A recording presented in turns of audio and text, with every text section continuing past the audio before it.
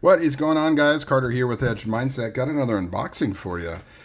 This one, you're going to like this one, I think. This one's a deal. It's not even a deal. This one is a steal.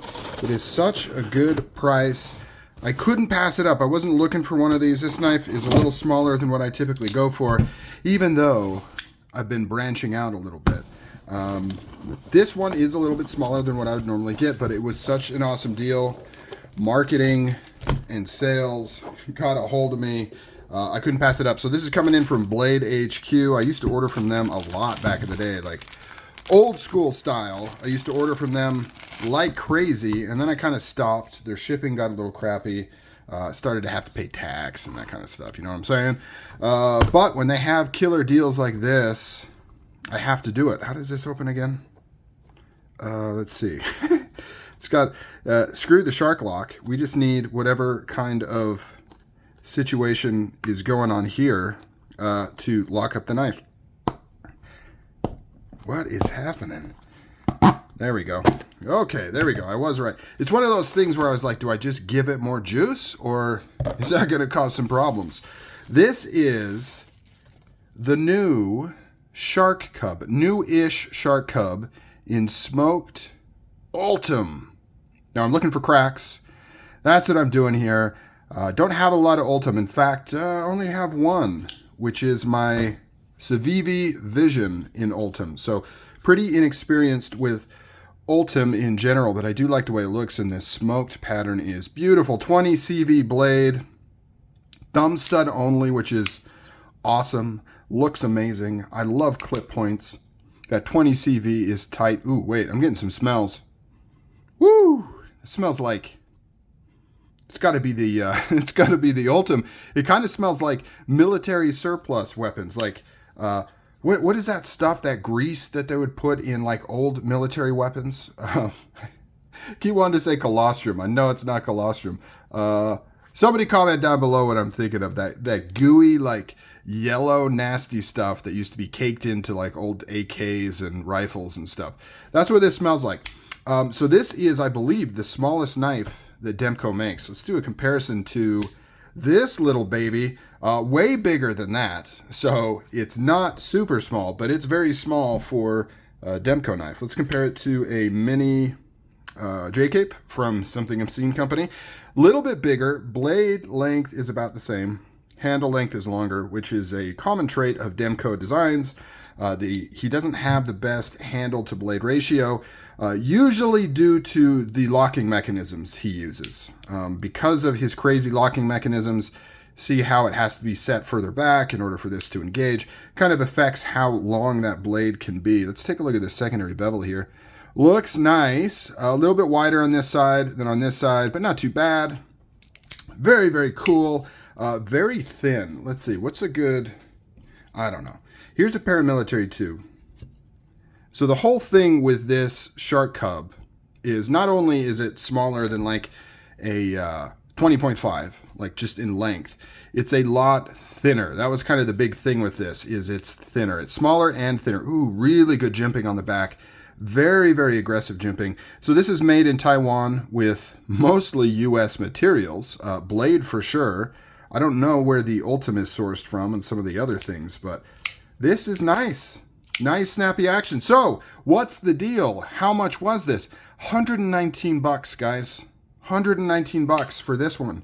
And they've got some 20.5s in Ultem. They got a bunch. They've got a bunch of Shark Cubs and 20.5s at Blade HQ.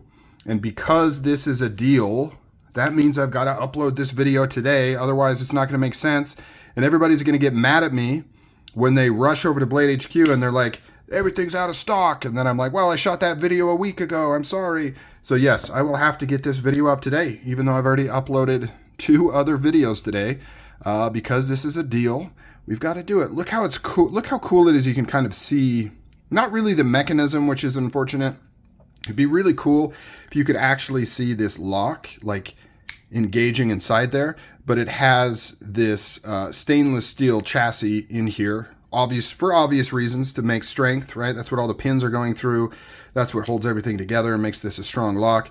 And it's kind of cool to see that peeking through. It would be neat if you could somehow see the actual mechanism in there, but still pretty cool. You can see how far down it goes. Really only this right here is just pure Ultem. And man, this baby is thin. You've got a deep carry pocket clip on here. That's pretty nice. This comes in textured like this, as well as smooth. I was really going back and forth. I kind of wish I would have went with the smooth, but this one's better in terms of like using, right? Way grippier. It's actually very, very grippy. Grippier than like the 80/20 USA made. Way grippier than this. It's cut a lot sharper. And in fact, it looks completely different. Maybe it's just because it's Ultem. Yeah, I think it's just because it's Ultem. You kind of see the diamonds a little bit different than on G10. But very aggressive cut there. Very nice action. Love that clip point. How thin is it? I mean, you know, it's relatively thin, especially for not being a full flat grind, because this blade stock is pretty thin. You can see right there, but still decent tip. Double thumb studs. Let's try the reverse flick. Can't do it. There we go, a little bit better. These kind of locks, you know, they're not the best flickers, especially reverse flicking, just because of how the detents are set up. But very cool. I like it. I like it a lot. I'm going to throw it in the pocket, carry it around, use this baby. This is a nice, like, summer shorts pocket carry when I don't want to carry around this behemoth right here, which is the 80/20 full size, full thickness. You can see the difference right there. Let's take a look at the thickness just for fun. Lot thicker all around. And this is the real thick boy. There's also an 80/20S, which is this same size, USA made, but thinner blade stock and thinner handles. Although not that thin of handles. One thing I don't like about the S, we're going on a tangent right now, is yes, it has thinner blade stock. That's cool. And it has a thinner lock, making the whole thing overall thinner, but they don't thin up the G10 handles at all. So this part is still pretty thick. So in terms of like ratio of handle thickness to blade thickness, the full thickness version has the best ratio. The S version, the slim version, looks a little funky because the blade looks a little thin for handle. But anyways, that's not the point of this video. We're talking about this baby, Shark Cub. Really like this logo, by the way. Squirrel, right? I'm all over the place. Such a cool, it reminds me of like the early 90s type like surfer brands and stuff that were out there. Pretty neat. Shout out to whoever did the graphic design on this thing. It is pretty cool. I like it a lot. I need a patch. That's what I need. If anybody has a plug for a Shark Lock patch, let me know, because I am absolutely in. What does it say on there? Oh, okay. Wampum, Pennsylvania. CPM 20CV, Taiwan. Very cool. Comment down below. What do you think of the Shark Cub? It actually fits my hand way better than I thought. I thought it would be just too small. And once again, I'm always surprised with what'll fit inside my hands. All right, guys. I'm out. You take it easy. I'm losing my mind. Catch you later.